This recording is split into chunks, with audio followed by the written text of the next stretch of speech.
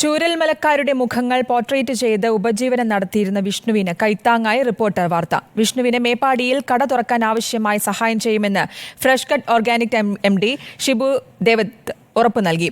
ചൂരൽമലയിലിരുന്ന് ഇനി വരയ്ക്കാനാവില്ലെന്ന വിഷ്ണുവിന്റെ സങ്കടം റിപ്പോർട്ടർ പുറത്തുവിട്ടിരുന്നു.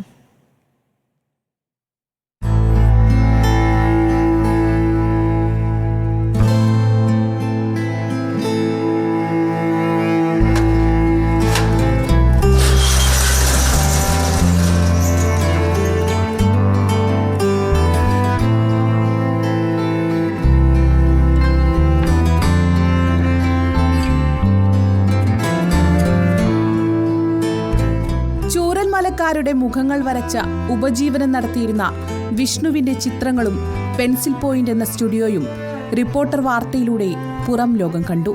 വിഷ്ണുവിന്റെ പെൻസിൽ കറുപ്പിൽ വരച്ച ചിത്രങ്ങളും അവന്റെ സങ്കടങ്ങളും ആരുടെയും കരളലിയിപ്പിക്കും.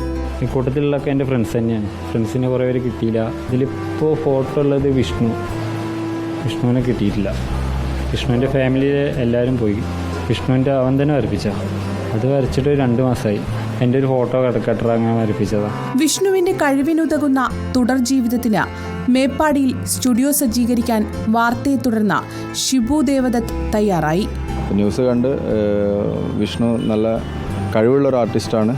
പിക്ചറും കാര്യങ്ങളൊക്കെ കണ്ട് അപ്പം അവന് ഒരു ഹെൽപ്പ് ചെയ്യണമെന്ന് തോന്നി. രാവിലെ ഞങ്ങൾ സംസാരിച്ചപ്പോൾ അവന് മേപ്പാടിയിലേക്ക്, അവിടുന്ന് ഇന്നലെ പോയപ്പോൾ അത്ര ദൂരം കണ്ട് മേപ്പാടിയിലേക്ക്, അവിടെ ഇനി അങ്ങനത്തെ ഒരു ഷോപ്പായിട്ട് അവന് മുന്നോട്ട് പോകാൻ കഴിയില്ല.